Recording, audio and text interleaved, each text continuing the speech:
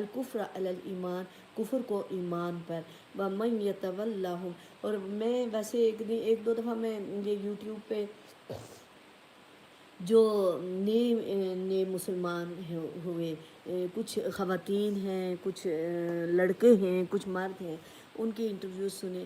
آپ یقین کریں میں سوچتی ہوں ہمیں تو ہر چیز ریڈی میڈ ملی، اسی لیے ہم نے اس کی قدر نہیں کی ہے. کیا ملک اور کیا اس دین ہمیں ریڈی میڈ ملا. جنہوں نے اس ملک کی خاطر قربانی دی ہوئی ہے یا دے رہے ہیں ان سے پوچھیں اس کی قدر.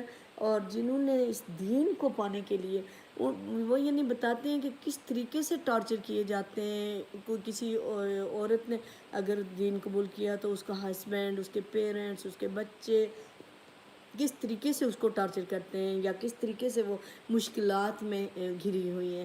اور لیکن وہ اتنی قرآن کی ان ڈیپتھ اسٹڈی کرتے ہیں اور اس پہ پھر اس کو اپنی پریکٹیکل لائف میں لاتے ہیں. یہ نہیں کرتے کہ پھر ہماری طرح سے بس اوپر سے مسلمان ہیں اور اندر سے وہ کھوکھلے دین والے. تو یہاں